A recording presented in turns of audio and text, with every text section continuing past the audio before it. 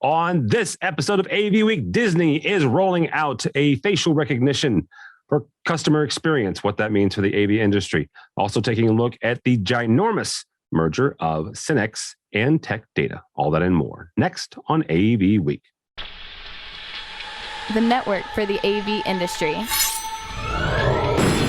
What are you listening to? This is AV. This is AVNation. This is AVNation. This is AV Week, episode 501, recorded Friday, March 26th, 2021. The Red Herring. AVNation is brought to you by Sennheiser. For over 75 years, Sennheiser has been a leader in pro audio and is now offering a wide variety of touchless and traditional audio solutions for both corporate and educational campus-wide audio. This is AV Week, your weekly wrap-up of audiovisual news and information. My name is Tim Albright. I am your host. With us to discuss the news and information we have gathered this week, first and foremost, Alexis LeBroy from PRG out Eastway. Welcome, ma'am. Hi, Tim. Thank you. Absolutely. Thank you. Also with us, a young man who has a brand spanking new job at Nationwide Audiovisual, my buddy, Mr. Brock McGinnis. Welcome, sir. Nice to be here, Tim. Thank you again. And last but not least, a young man that I haven't seen in a minute, so I finally got him wrangled here. Derek Junkus from Extron. Welcome, sir. Thanks, Tim. Great to be here again. Thank you so much. Extron is actually one of our sponsors, so we thank them. First story comes to us from 1,000 different places. We're using a story actually from the PRN Newswire folks. Synnex is combining with Tech Data to create a leading global IT distributor. This deal is worth $7.2 billion with a B dollars. The combined companies will have an estimated revenue of $57 billion with a B dollars. Now, most of you listening to this have some semblance of who Synnex is and Tech Data, both along these lines. For you, the folks that are integrators, obviously you probably do business with both of those. For end users, these are big, massive distributors, both in the IT space and in the AV space. Manufacturing, you probably have both or one of them as a client. Alexis, we'll start with you. When big, ginormous deals like this get done, what's the biggest fallout that you can see coming from this? Not just personnel. Certainly, some people may very well lose their jobs, even though when they do these deals, everybody's like, no, everybody's in place, everything's fine. But besides the personnel issues, what are some other issues that we see coming down the pipeline? Well, yeah, Tim. I would say right off the bat, I went to personnel. That's always what I think of with these mergers and acquisitions. I think this is such a big merger, in the billions of dollars. That I don't know. I think that makes it an even more interesting topic. I'd be curious to know what some of the folks inside the organization think about the merger too. We have a couple people that from that I'm really familiar with who just left the Maverick Tech Data side in the past year. So I kind of wonder if they saw it coming. It's very possible. Very possible. Mm-hmm. One of the things that in the shift up, and Alexis mentioned the personnel. Both companies obviously have CEOs or presidents and CEOs, right? The Synnex president and CEO, Dennis Polk, will become the chairman of the board. The Tech Data CEO, Rich Hume, will become the CEO of the new company. So they're already kind of, making sure that at least the leadership for right now remains the same. Brock, Alexis mentioned that the Tech Data / Maverick side, because Tech Data is part of Maverick, which is a nice, good size distributor as well. This may very well become the world's biggest distributor as more and more companies look to expand to a global footprint. What does that do? Does that help companies like AVI SPL and companies like Diversified and HB and folks looking to expand globally? Well, the global part is no longer a question or a topic of interest. If you're going to be in business now, you have to be in business globally. What scares the heck out of me, Tim, is that both of these companies are very important to a lot of companies in the AV integration space and in the UC and collaboration space. So if I have, say, a $500,000 line of credit with Tech today, and I have a $500,000 line of credit with Synnex, and I'm going back and forth between them, I'm getting to them to compete on price for my business. And I'm also using $1 million worth of credit combined. Did I just lose half of my vendor credit because that is now under all one financial umbrella and they're no longer competing? And I look at some of our major vendors, like Cisco, for example. Cisco does great business with both of those, and I'm sure that they run hard after one another in order to max their back-end rebates. And now what happens? Because Cisco has gone from two competing customers that really increase business activity for that brand by chasing each other's tails, and now there's only one. So it's real interesting, but don't lose any sleep over those poor executives. I'm sure they're being well taken care of in the transaction. I am certain. Derek, Brock mentioned the fact of suddenly you've got one less customer, right?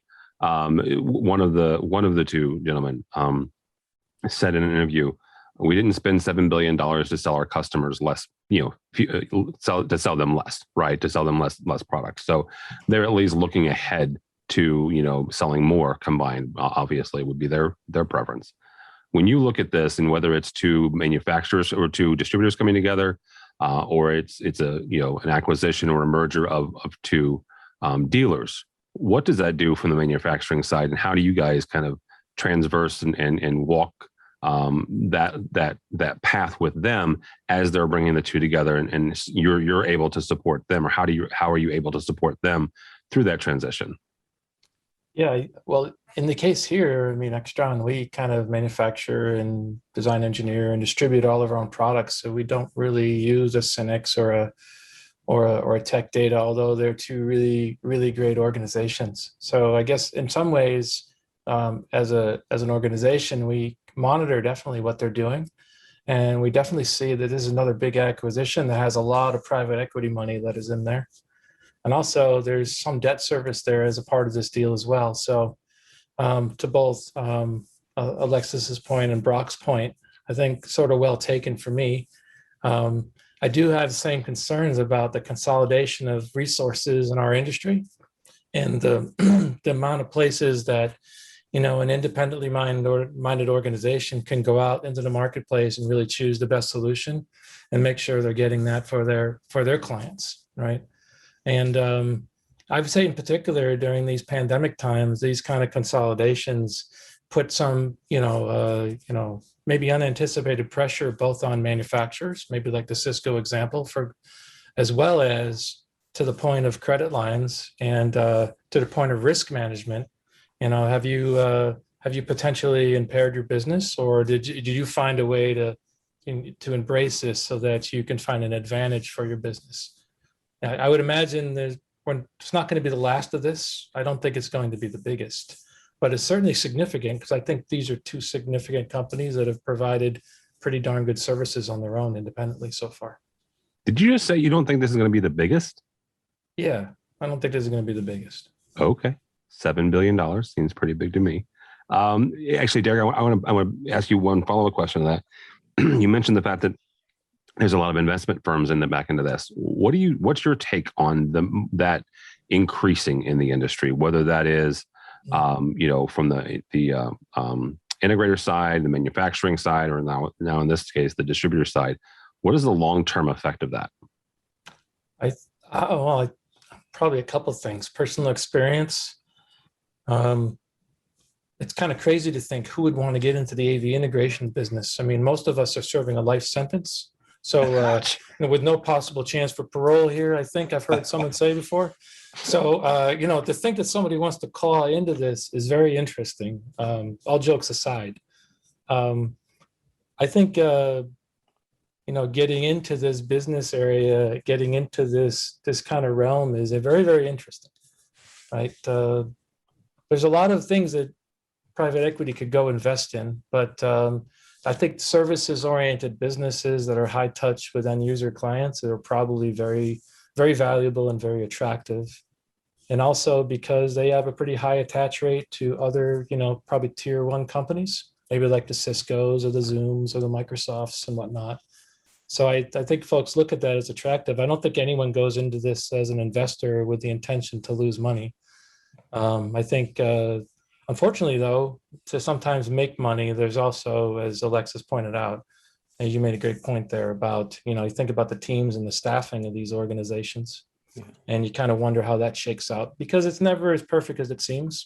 Integrating two companies with logistical capabilities like both of these organizations have, there's going to probably be some fallout, I would imagine. There's going to need to be some kind of synergies, or else there really wasn't a lot of advantage to bring two organizations together. So think about that. I wonder what will happen with some of the smaller distributors. How is a merger like this in the billions going to affect some of the smaller distributors? And if you have a bigger buying power or ability to negotiate with Tech Data, Synnex before this, imagine what it'll be now, and the competitive rates that they'll be able to offer versus some of the other distributors, short term, long term. So I wonder how it will affect some of the other distributors, and will they be partnering, merging with other smaller distributors to be able to compete against this bigger distributor now? Yeah, that actually, and that's the same thing with bigger integrators versus smaller ones, in the buying power that they have as well. Right. All right. Next story comes to us from our friends over at AV Network. Walt Disney World is conducting a 30-day test of facial recognition technology. My buddy Bradford Ben, the hackles just went up on the back of his neck. He is not a fan of facial recognition. And it kind of half the reason why we're doing this is to kind of have this conversation. For the next 30 days, this is a voluntary process. It's a 3-step process. You have to go into the facial recognition technology test lanes. Disney World says it's to improve the customer experience, quote unquote. At Walt Disney World, we're always looking for innovative and convenient ways to improve our guest experience, especially as we navigate the impact of COVID-19. With the future in mind and the shift in focus on more touchless experiences, we're conducting a limited 30-day test using facial recognition technology. Brock, this immediately led me back to my control and automation days. There's two sides of this conversation, and you can take either one. One is the privacy concerns, right? And as much crap as I give Bradford Ben, he is not wrong. There are certainly some privacy concerns. However, there's a reason some people use Facebook, and there's a reason some people use Twitter. There's a convenience factor here, and there's a touch there. There is certainly a health issue here. What does a move like this from Disney World mean to folks who are looking to get people back into work, and they're looking at ways that we can automate some everyday, everyday control that would have required touch that now maybe doesn't? And how do we balance that with the privacy concerns? So I think it's a red herring. Okay. I think that this is just an excellent opportunity for them to test facial recognition, and use it with masks on. By the way, yeah. The article mentioned wearing masks, so they're using some sort of an eye. This is an eye head shape kind of a thing. They want to replace their RFID technology. And this is a way to do that. And it's also a way to deal with a whole bunch of other things like finding lost children and finding predators and dealing with, miscreants throughout the park.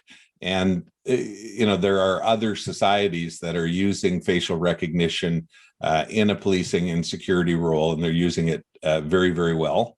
And I span the diagrammatical opposite position on this to Bradford, because I don't do anything wrong. So I don't care if somebody has a camera on me. And I think that yes, we all need personal privacy. We all need security. We need the ability to control that. But once you're out in public, as an individual, your primary responsibility at that point is to the society around you. And if society can use technology to help keep all of us safer from mass shooters, safer from those who would do us harm, or steal from us, or run over our children in school crosswalks, more power to it, including Disney, because predators and lost children are two of their biggest issues. Very good. Derek, you have a pretty big hand in Extron's control environment. So talk for a second about that. Or, if you want to take the other side and the privacy side, what does this do for the possibilities in the AV industry? When I first read the article, my first reaction was, wait, you're not doing this already? I think it's so. And part of me was like, I would think Disney being the organization they are, I would imagine they're probably using some type of people detection or facial recognition to some degree, even if it was for their own team members. Yeah, I guess there's some opportunities maybe to automate some things that could make folks feel safer in the park, and maybe to complement what Brock was saying. So, for example, maybe you could just make it easier for you to sign up with things. You don't have to interact with as much. A lot of things at Disney, all the times that I've been there over a long period of time, the way you interact with things have changed. So maybe this is the next stage of interaction. And then there's the other side of it too, for me, which is, what do you do with all that information that you have about the people that you're keeping track of? And how is that disposed of? And what are some of the policies there that have to govern that? There's not a lot of information about that. I wouldn't expect them to share that, because you probably, as a guest there, I'm sure you probably already signed some of those things away as a result of being there and being in there at their place of business as a guest of theirs. So yeah, I do wonder about where all this information goes. We tend to collect so much information, but how is it being processed and how is it being used? I guess for the life safety stuff, yeah, I'm all for that. For other things, I hope Disney has good intentions. That's what I hope. I have no comment on that. So Disney is a ginormous multinational corporation. So no longer about the mouse. Alexis, there are a couple issues here with facial recognition, not the least of which is facial recognition tends to be prejudice, quite frankly. Let's be frank, that there are several articles. So what are some of the hurdles or some of the gotchas here when it comes to instituting, facial recognition, both in this instance, but also we start looking at it in the AV space?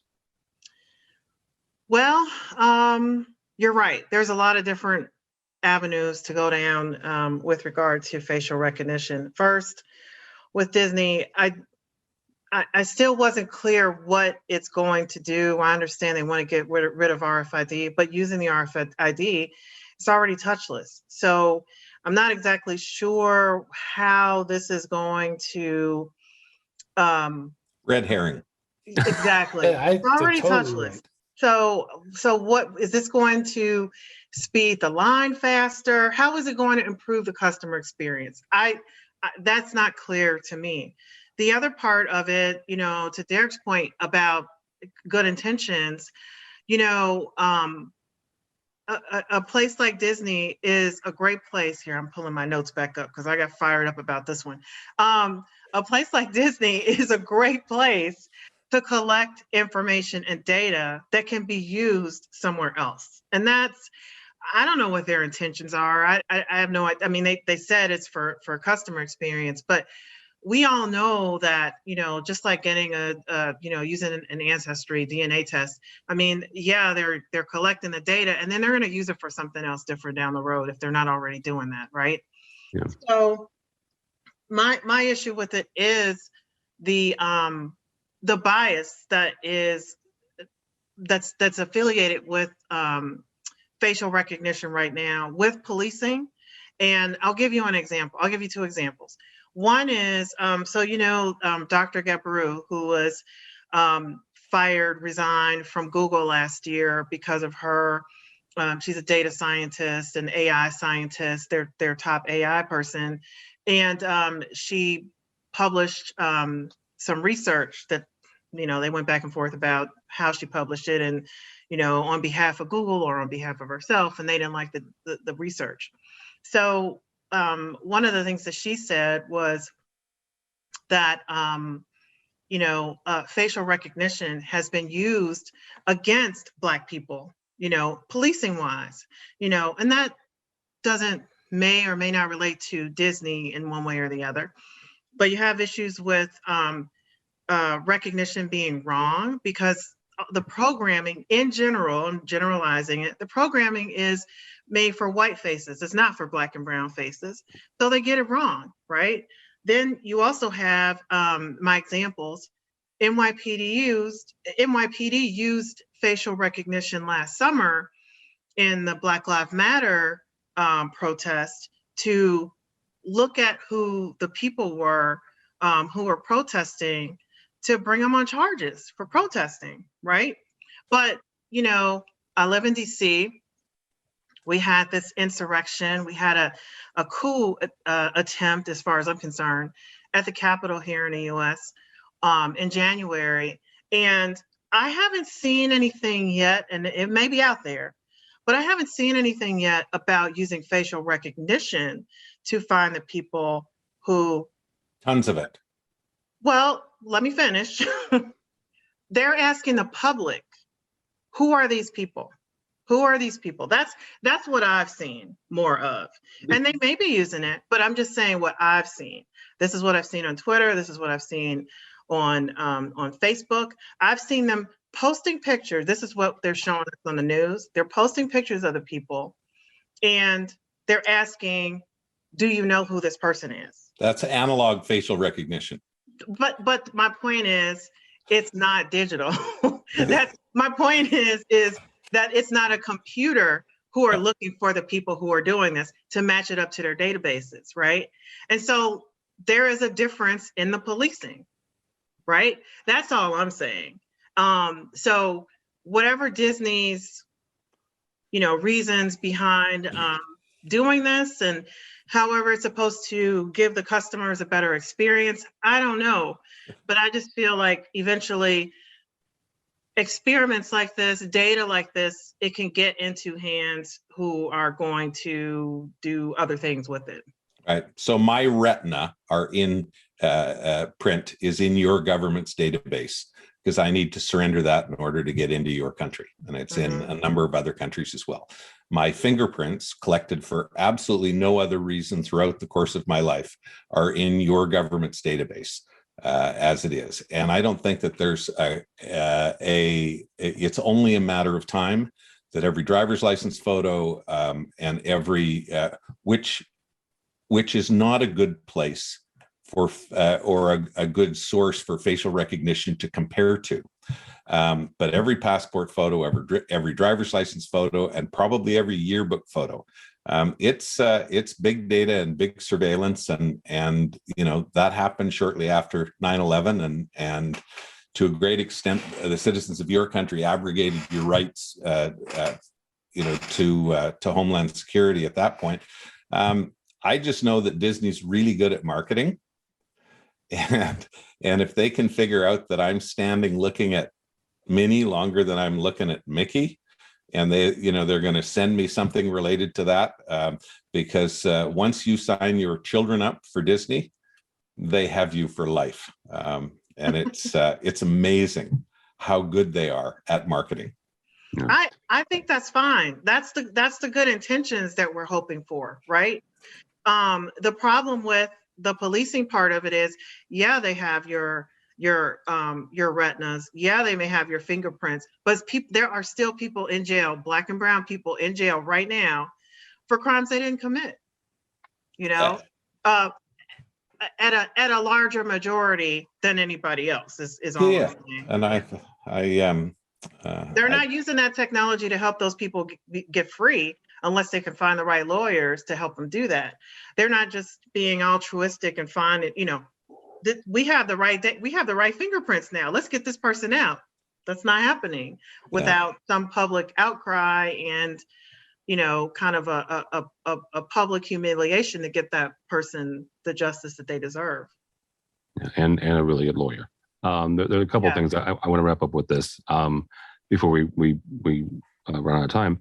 One is you know, the only I did see one instance, Alexis, to talk directly about the insurrection.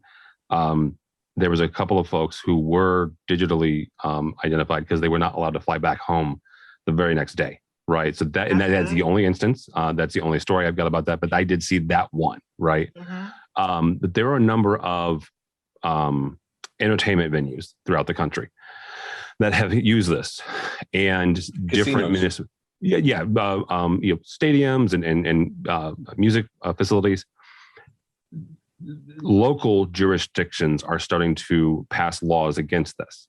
I'm aware of at least 2 stadiums. I'm going to try to make sure how I say this because I can't exactly say where they are. They had to remove the facial recognition cameras because of the local laws that had changed, right?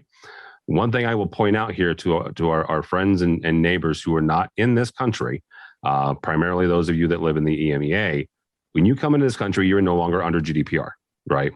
And I want to point that out here. This would be in violation of GDPR, right?